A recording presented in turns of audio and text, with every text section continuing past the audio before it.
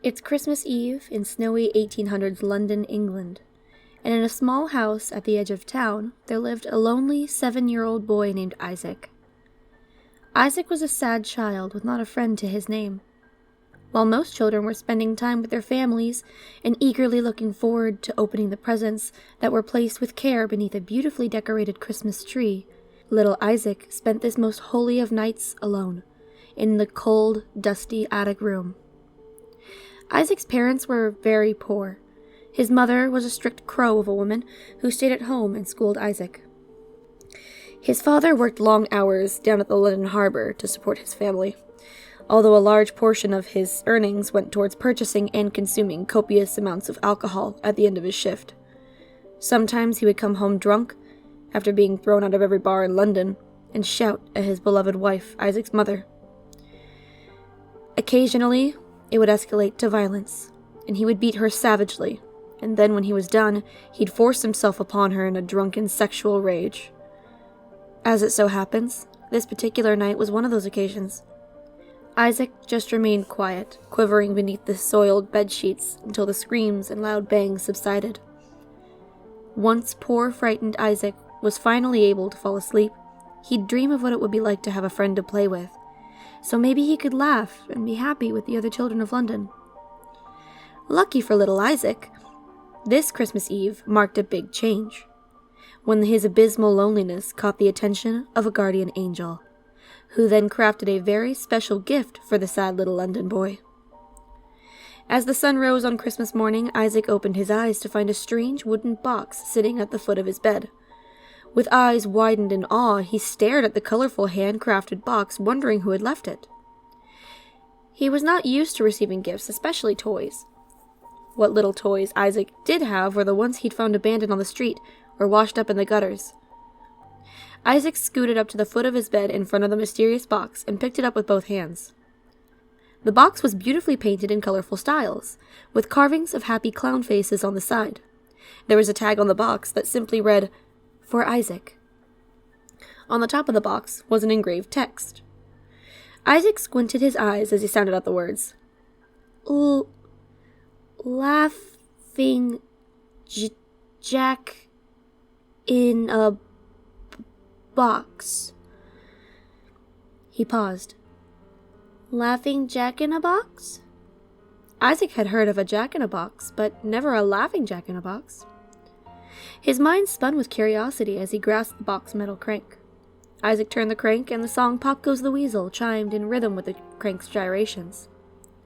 As the song came to its climax, Isaac sang along with the final verse. Pop goes the weasel.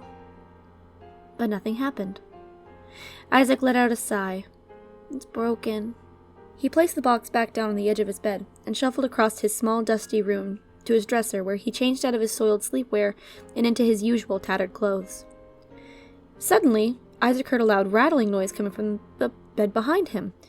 He spun around to witness the wooden box violently shaking. Then, without warning, the top of the box swung open, and a parade of colorful smoke and confetti bellowed out. Isaac rubbed his eyes in disbelief of what he was seeing. As the smoke cleared, there stood a tall, thin, multicolored clown man with bright red hair, a swirly, rainbow-colored nose, and feathery shoulders that sat atop his raggedy and colorful clown outfit. The Technicolor clown spread his arms and excitedly announced, "Come on, come all, whether big or small, to see the best clown of them all, the one, the only, Laughing Jack in a Box." Isaac's eyes lit up. Who are you?" he asked. The colorful carny stepped down off the bed and with a happy grin said, "I'm glad you asked. I am Laughing Jack, your new friend for life. I'm magical. I never get tired of playing. I'm a whiz at the accordion, and I adapt and develop with your own changing personality. In other words, whatever you like, I like." Isaac looked up at the mysterious clown man. We're friends?" he stuttered. Jack looked at the boy while cocking an eyebrow. "Friends? We're best friends. I was specially created to be your not-so-imaginary friend, Isaac." Isaac's jaw dropped. "You know my name?" Jack let out a whimsical laugh. "Of course I know your name. I know everything about you. So, now that the introductions are out of the way, how would you like to play a game of I Spy? Isaac grinned from ear to ear. Really? We can play games? I'd love to. Oh. He paused. I can't. I have to go downstairs and see Mother for homeschooling and chores. His smile faded into a look of disappointment. Jack placed his hand on Isaac's shoulder and with a warm smile said, It's okay. I'll be waiting right here for you when you get back. Isaac's smile returned as he looked up at his new friend. Just then he heard his mother's shrill voice calling him from downstairs. Well, I gotta go. I'll see you after I'm done, okay, Jack? He said as he headed toward the door.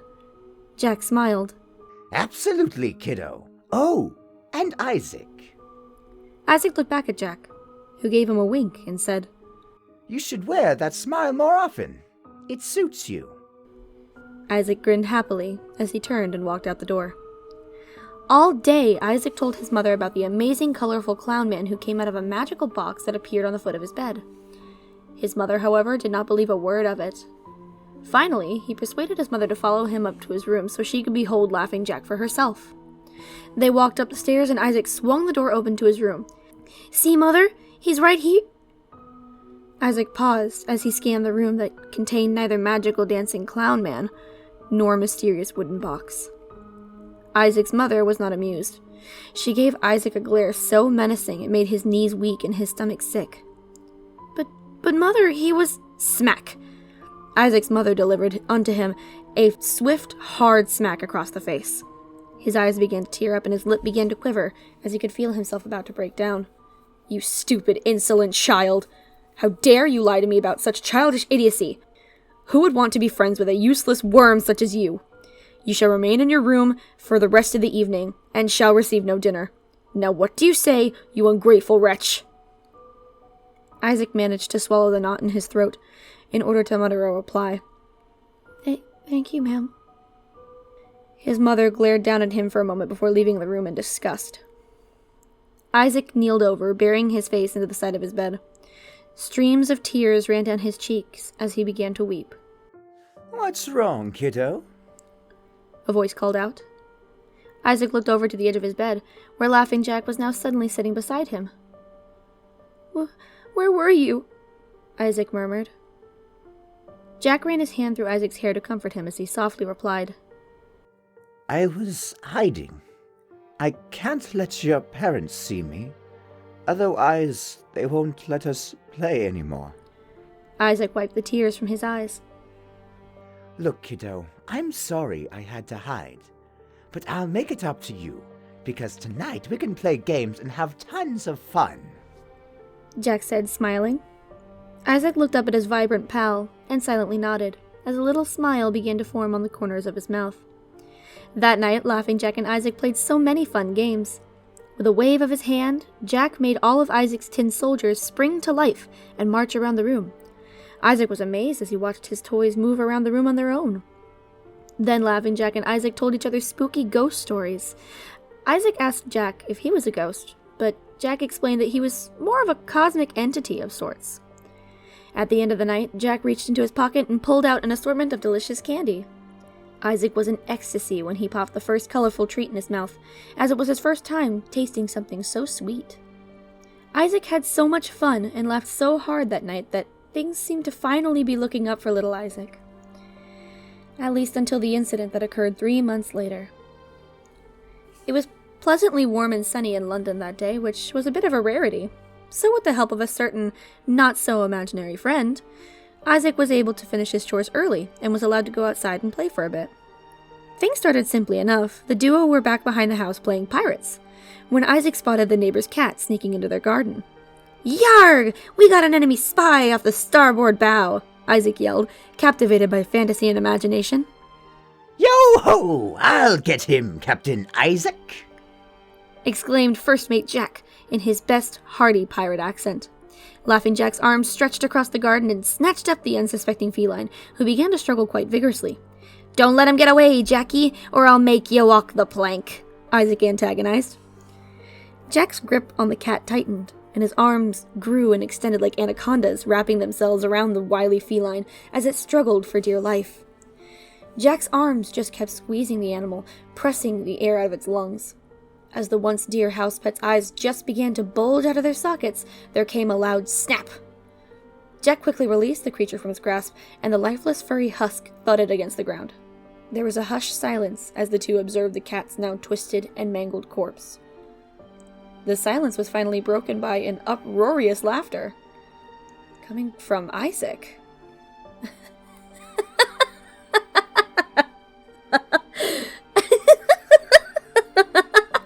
Wow, I guess cats really don't have 9 lives.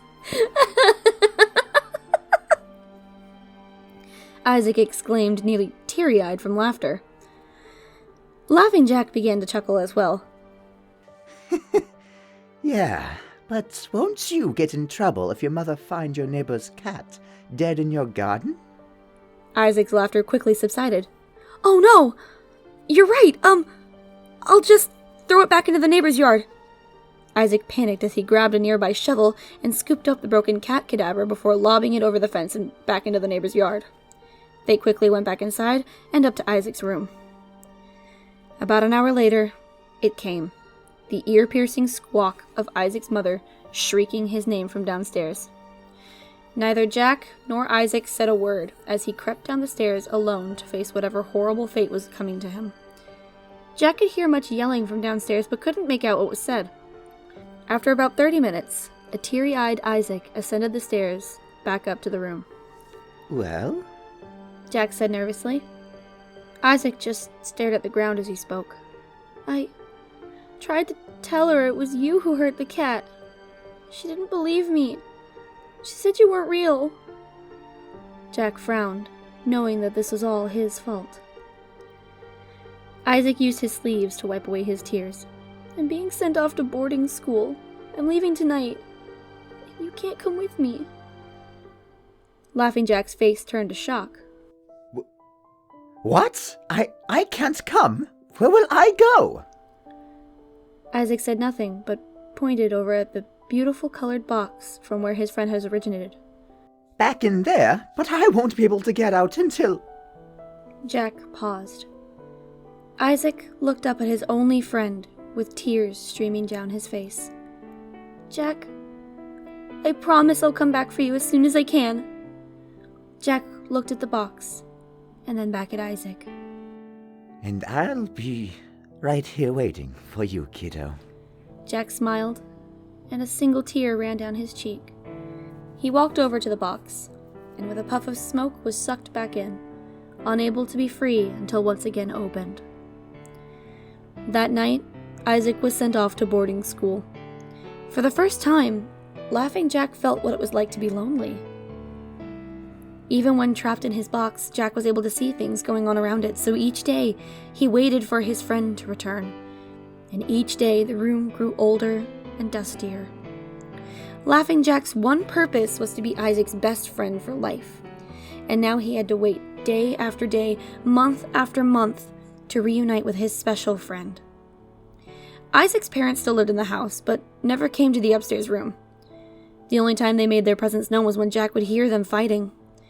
Still, Jack's life became one of solitude, loneliness, and disappointment. As the years went by, Jack's once bright, vibrant colors began to fade into a monochrome blur of pitch-black void and stark white emptiness. Trapped all alone, eternal and hopeless. 13 years passed until the night Isaac's father came home, particularly drunk, and gotten into an argument with his wife, as per usual. Things escalated to physical violence once again. However, this time, she didn't get back up. Isaac's father had beaten his wife to a dead, bloody pulp and was sentenced to hang at the gallows the next day. With both his parents dead, this meant that the now 20-year-old Isaac inherited the dusty old house he spent the earlier half of his childhood in. Laughing Jack was quite surprised when he heard his old friend's footsteps walking up the stairs to the attic room for the first time in 13 years. However, it was not the reunion Jack had hoped for. Isaac looked different. Not only was he older, but he also seemed to possess this odd, grim look on his face. No longer was he the hopeful and curious young boy Jack first met all those years ago. Jack eagerly awaited Isaac's releasing him from the prison that he had waited in for so many years. But still Jack's box sat there, untouched and unnoticed on a shelf in the corner of the room with all the other dusty, unwanted knickknacks. Isaac had completely forgotten about his old friend, dismissed as some sort of early childhood fabrication. Surprisingly, this made Laughing Jack feel nothing. He was hollow. 13 years of waiting and disappointment left the monochrome clown void of sorrow and self-pity. Jack remained in his box, colorless and without emotion. The next day, Isaac went off to work at his job as an upholsterer, doing furniture repairs for the good people of London. Jack waited in captivity. Hours later, a drunken Isaac returned home and stumbled up the stairs to his room. But this time, he had a friend with him. It was a lady friend Isaac had picked up at the bar earlier that evening. She was beautiful, with flowing blonde hair, sapphire blue eyes, and a smile that could make hearts melt. Laughing Jack's attention was drawn to Isaac's guest.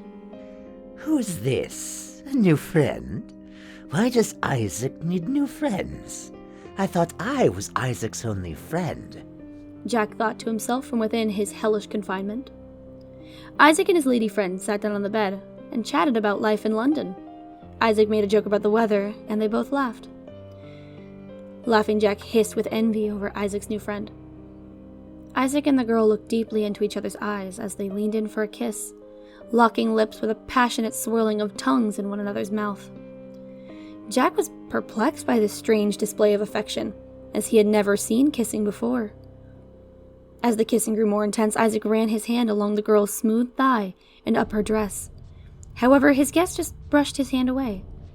Isaac was persistent, though, and once again ran his hand along her smooth thigh and up her skirt, this time placing a hand upon her silky undergarments. The woman took great displeasure with Isaac's sexual advancements and pushed away Isaac, before delivering a hard smack across his face. Isaac's eyes darkened as he glared at the woman. His once drunken passion turned into booze-filled anger. The woman's heart sped up as she saw Isaac's face boil with rage. "Stupid whore!" Isaac yelled as he smashed his fist into the girl's face. Laughing Jack's eyes widened as he witnessed the long streaks of red liquid gushing from the girl's nose. What game is this? He thought, his eyes a virgin to such violent sights.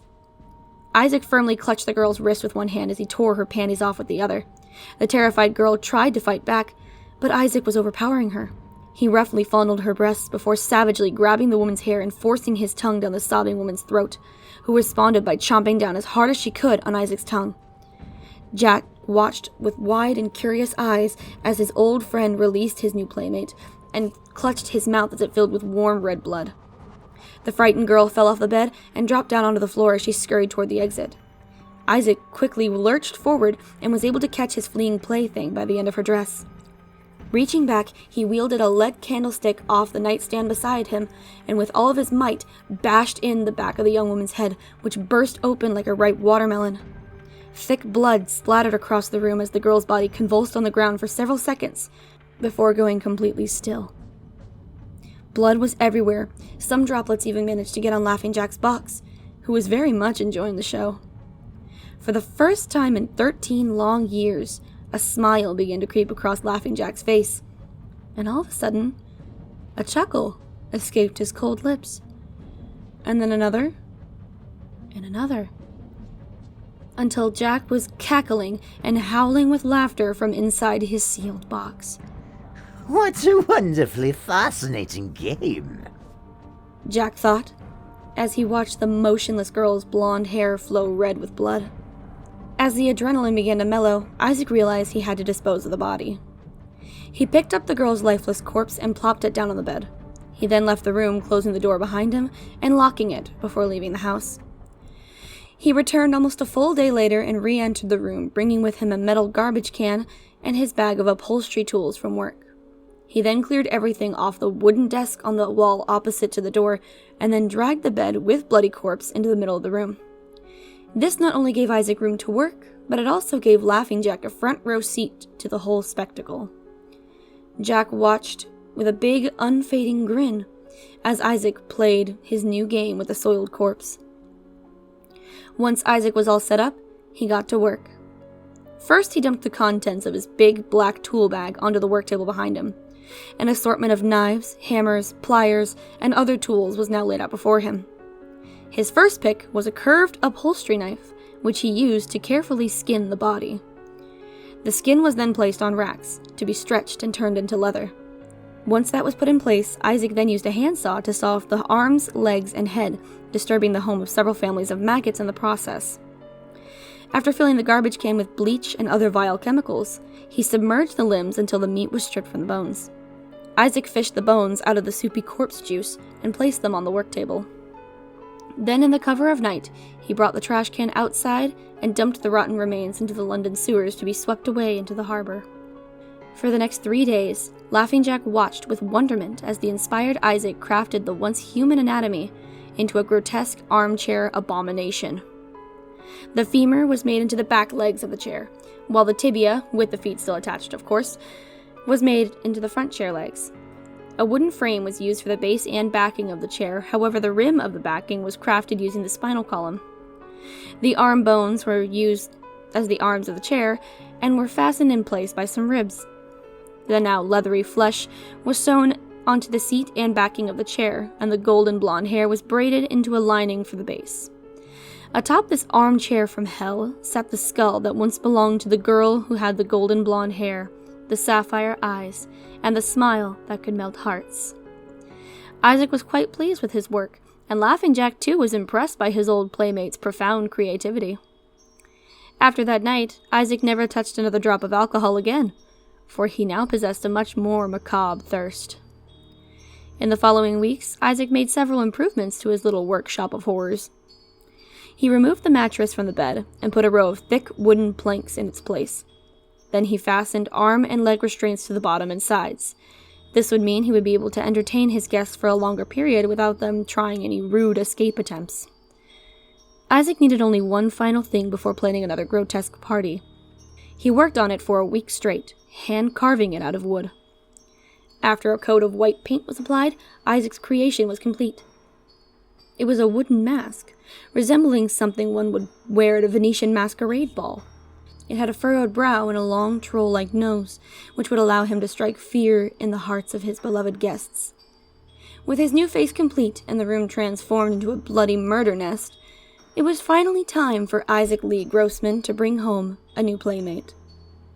The following night, Laughing Jack watched as the masked Isaac Grossman stomped up the stairs, carrying with him a large burlap sack with his new guest writhing within. He dumped the bag out onto his torture bed, and out plopped a bound, gagged, and very frightened young boy, probably only 5 or 6 years old. Isaac quickly undid the boy's bindings and held him down as he restrained his hands and feet to the steel bed frame. Tears streamed endlessly down the boy's helpless little face as Isaac laid out his tools on the workbench. Isaac returned wielding a pair of rusty pliers, and wasting no time, he slid the bottom jaw of the pliers under the boy's fingernail on his right index finger and clamped it tightly. The child's eyes quivered as he began muttering through his gag, begging Isaac to let him go. Isaac smirked as he slowly bent the pliers backward, painfully prying off the first fingernail. The boy screamed through his gag as he writhed in agony on the wooden boards, his finger beginning to gush with blood. Isaac then moved onto the boy's middle finger, firmly grasping the nail with the rusty pliers. Once again, he jerked the pliers back, but this time the nail only tore off halfway. The boy yelped in pain as his fingers twitched and shot with blood. Clamping the half-pried-off nail, Isaac gave it another yank. The nail tore off, but not without taking a good deal of skin tissue with it. Even Isaac was a bit rebuffed by this painful sight, unlike the spying Laughing Jack, who was cackling with joy at the disturbing action as he watched from within his old, dusty box. Isaac returned to the workbench and swapped the pliers for a large iron hammer. He then made his way to the foot of the torture bed, where with one hand he held down the boy's left leg. He raised the hammer high above his head as the boy cried and pleaded for mercy through his dirty gag. Then with all his might, Isaac slammed the hammer down on the boy's bare kneecap, shattering the bone into gravel with a loud crack. The child convulsed in pain, with shrill screams muffled through the cloth gag tied tightly to his face. As the child struggled with intense pain, Isaac placed the hammer down on the wooden bed and returned once more to the workbench, where he equipped himself with a long, sharp knife. Without delay, he began carving the words, "useless worm," into the child's quivering chest. When he finished, the boy was barely conscious. Isaac knelt down and whispered into the boy's ear, "This is what happens to rotten children who make nasty faces at people." The child's eyes filled with tears one final time as Isaac began to carve the skin off the boy's face. But to Isaac's surprise, the boy still clung to life. The mutilated child just stared up at Isaac with his big, round eyes, which filled Isaac's black heart with rage and hatred. "Even without a face, you're still an ugly little shit," Isaac shouted, as he picked up the hammer from the foot of the bed and began to bash the poor boy's skull in. He smashed it over and over until it was nothing but a bloody, caved-in mass of flesh, pouring with thick, red blood and oozing out chunks of brain matter. From across the room, Laughing Jack gleefully observed the grand finale, which had lived up to his expectations quite wonderfully. Isaac's next guest was a blind old woman whom he had invited over for some tea. Took her almost 5 minutes to realize that the chair she was sitting on was crafted using human remains, and another 6 minutes to find the stairs, only to topple down them, flailing and screaming like a loon. Isaac decided to end the cruel joke there with a simple ice pick through her eye socket. After that, he brought over a little girl whom he force-fed broken glass before using her stomach as a punching bag. As the weeks went by, more and more unlucky souls met their end in Isaac Grossman's attic. And as the mad Grossman's personality became more dark and sadistic, Laughing Jack's personality followed suit, while he rotted within his dusty box. Until one very cold December night. The rusty nails that were holding up the shelf of forgotten knickknacks finally gave way, and the whole thing plummeted down to the ground. Isaac heard the loud thud from downstairs and decided to climb the attic to investigate. He walked across the blood-stained wood floor of the attic, over toward the fallen shelf. Isaac brushed aside some of the trinkets that had broken in the crash, when he finally came across the jack-in-a-box from his childhood. Isaac barely recognized the old, tattered box as he picked it up and blew off some of the dust. Then, for whatever nostalgic reason, he decided to grasp the box's rusty crank and begin turning it. A horribly off-key "Pop Goes the Weasel" clanked out from the worn-out old box, and as it reached its climax, Isaac sung along with the final verse. "Pop goes the weasel." The top of the box swung open, but nothing happened. It was empty. Isaac expected as much, and he tossed the old box in the garbage with the other broken knickknacks. After the mess was cleaned up, he went to open the door to go back downstairs, but it was stuck. Isaac pulled hard, but the door wouldn't open. Just then, he heard the most horrible, raspy voice call out from behind him. Isaac. A cold jolt ran down Isaac's spine, and the hairs on the back of his neck stood straight up as he slowly turned around. All the way across the room by the garbage can stood the nightmarish Laughing Jack. He was completely monochrome. His mangled black hair hung down in twisted locks. Sharp, jagged teeth decorated his twisted grin, and his arms hung down like a rag doll with his grotesquely long fingers nearly scraping the floor. Then with a bone-chilling, raspy voice, the fiendish clown spoke. How nice it is to finally be free. Did you miss me, Isaac? Isaac was paralyzed in fear. But I thought you weren't real. Imaginary, Isaac stuttered. Jack replied with a long, horrifying cackle. Oh, I'm quite real, kiddo. In fact, I've been waiting such a long time for this day to finally come, when I can play with my best friend for life one last time. Before Isaac could reply, Jack's long arms stretched across the room and wrapped around Isaac's legs. The twisted clown began pulling him closer, dragging him onto his own wooden torture bed as Isaac's fingernails scraped along the floor. Ignoring the restraints, Jack swiftly grabbed 4 3-inch long iron nails from the workbench and pressed them straight through of Isaac's hands and feet, nailing him to the wooden torture bed. Isaac growled in pain as he shouted at his captor, fuck you! Goddamn clown-nosed freak! Laughing Jack just chuckled as he forcefully held Isaac's head in place, stating, If you can't say something nice, then don't say anything at all. Jack reached his long, crooked fingers into Isaac's mouth, firmly grasping his tongue and stretching it out as far as it could go. The clown then reached back and grabbed the long, sharp knife from the table, and slowly began to slice through the meat of Isaac's tongue. Once lobbed off, Isaac's mouth began to overflow with blood. Jack responded by shoving a small cylindrical metal tube through Isaac's throat to act as a temporary breathing hole. At this point, Isaac was already in great pain and had his eyes clenched shut to avoid seeing the sickening horrors that were being performed upon his body. Come on, it's no fun if you don't watch. Laughing Jack said playfully, but Isaac kept his eyes tightly shut. Laughing Jack sighed. Suit yourself. Jack then forcibly held open one of Isaac's eyes. He reached back with his big arm and took out some long, pointy fish hooks from the workbench.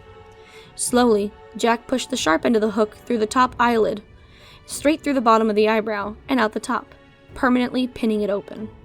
Then he took out a second hook, pushing it through the bottom eyelid and pinning it to the cheek.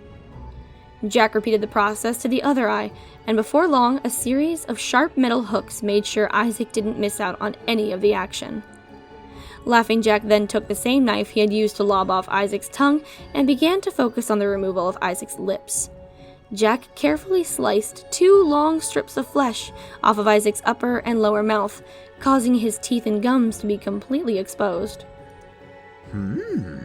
Looks like someone hasn't been flossing regularly. Laughing Jack cackled under his breath as he reached back and grabbed the hammer. Isaac attempted to mutter some kind of beg for mercy, however, only gurgled moans escaped his throat. Jack raised the hammer into the air, and with a twisted grin, he slammed it down, giving off a loud crack as the iron hammer shattered Isaac's teeth like brittle clay. Jack dropped the hammer and began to howl with laughter as he tore open Isaac's shirt. Taking the sharpest knife, Jack cut straight down Isaac's chest all the way down past the stomach. Isaac groaned with sharp, stinging pain as the monochrome monster wormed his wretched fingers underneath the skin on Isaac's chest, peeling it back as he was about to perform his horrible live autopsy. First, Jack began to pull out Isaac's intestines in the same manner a magician would pull a series of colorful cloths out of his pocket. Then, after snipping off a small length of intestine, Jack pressed one end to his cold black lips and began blowing air into the foul organ. Once inflated, he twisted it up into the shape of a poodle, and with a loud chuckle exclaimed, I can do giraffes too. Isaac remained still in pain and shock as the clown creature gently placed the macabre balloon animal beside Isaac's head. For his next trick, Laughing Jack reached deep into Isaac's open stomach cavity and yanked out one of his kidneys. Holding it in his hand, Jack turned to his captive friend and shrugged, stating that, Kidneys really aren't my thing. Tossing the organ aside, Laughing Jack noticed that Isaac was beginning to drift into death. Feeling tired already? Why, we're nearly at the grand finale. Laughing Jack exclaimed as he reached into his sleeve and pulled out a long adrenaline needle. This ought to perk you right up. Jack shouted as he slammed the needle into Isaac's retina and injected the liquid into his right eye socket. Jack wiggled and twisted the needle further into his old playmate's eyeball as Isaac was reeled back into life to the feeling of a sharp needle scraping the back of his eye socket.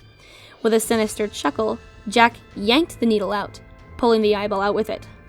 Isaac's right eye now hung out of its socket by the eye stalk as it dribbled down the side of his face.